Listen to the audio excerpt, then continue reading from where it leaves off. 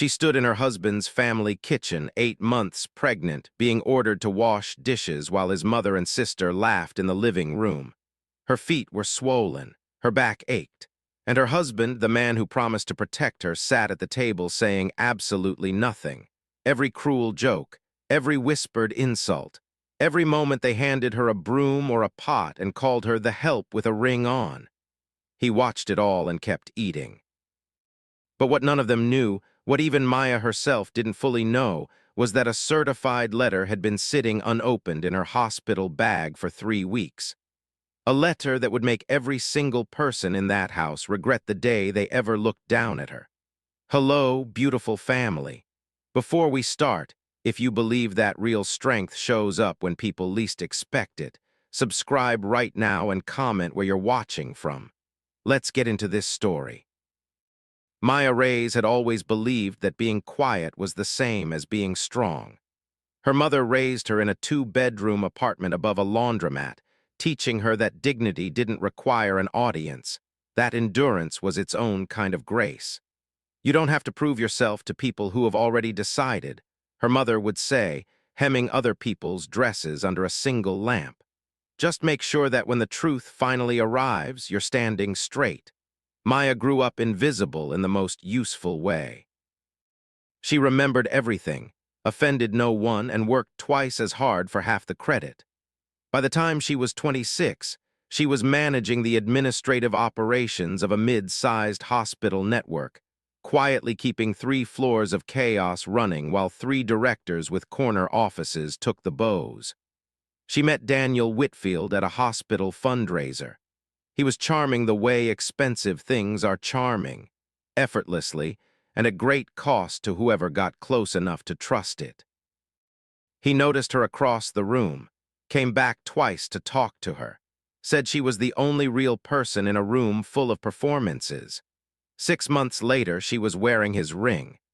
8 months after that, she was pregnant, exhausted, and beginning to understand that the man she married saved all his realness for when no one important was watching. The Whitfield family home was 3 stories of old money and newer cruelty. Daniel's mother, Constance, had decided within minutes of meeting Maya that she was a project, a temporary lapse in her son's otherwise excellent judgment. She never said it directly. She didn't have to. It lived in every comment.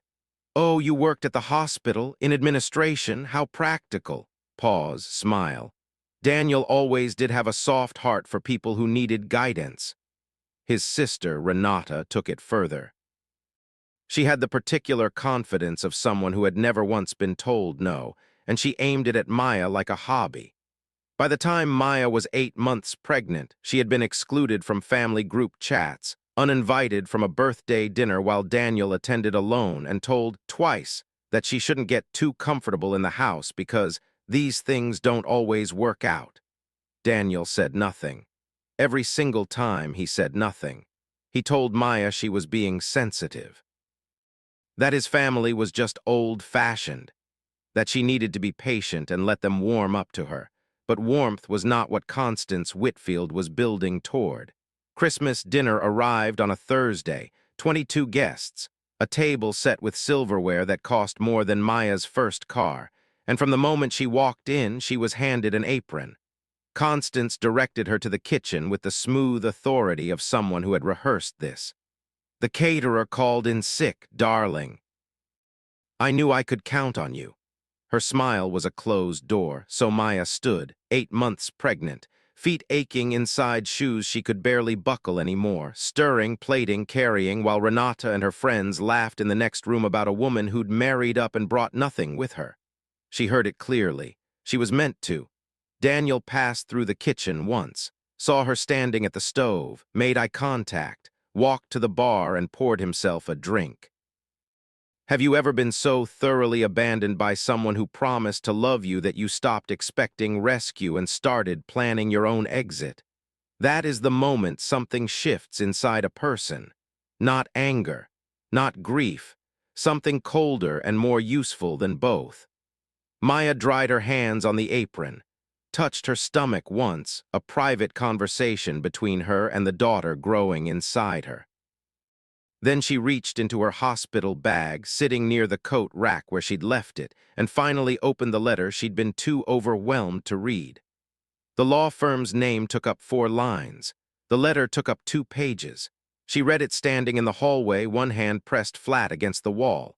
Her father, the man her mother had only ever described as someone who loved us but couldn't stay, had died 4 months ago. His name was Gerald Ockaffer. She had never known his last name. Her mother had protected her from it, believing the distance would protect her from heartbreak. What her mother had not known, what Maya had not known, was that Gerald Ockaffer had spent 30 years building a construction and real estate empire across 4 states.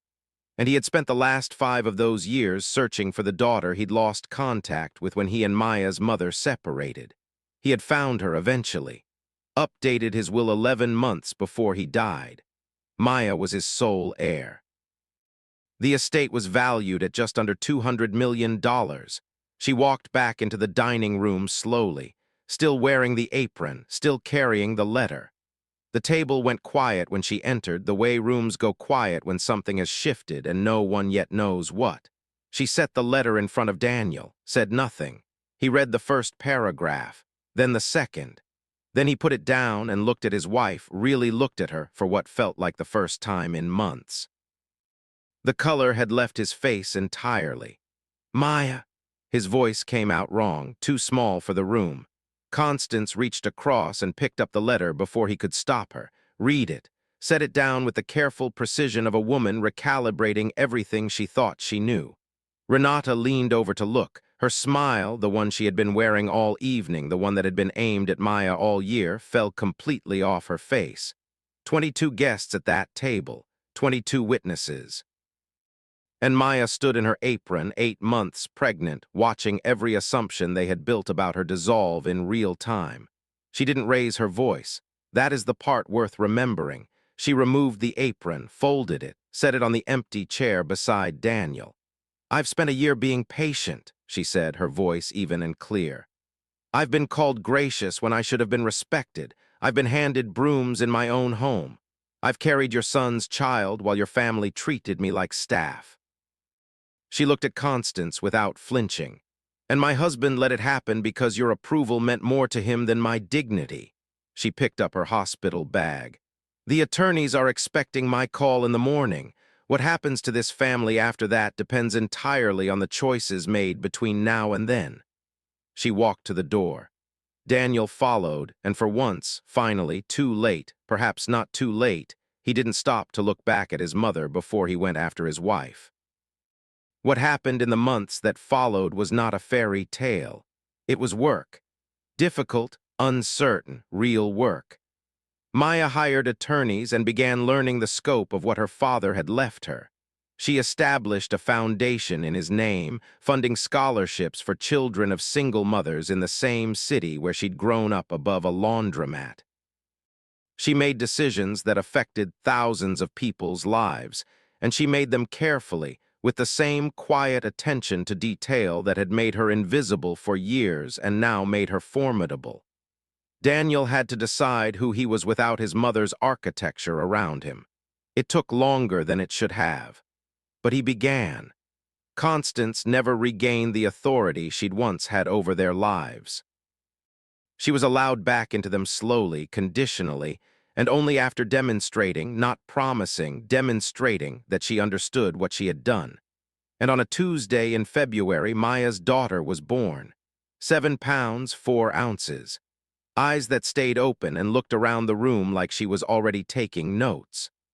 Maya held her and thought of her own mother, mending strangers' clothes under a lamp, teaching patience as a form of power.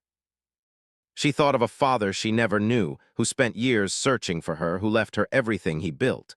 And she thought of herself, standing at a stove in an apron, 8 months pregnant, finally opening the letter that changed everything.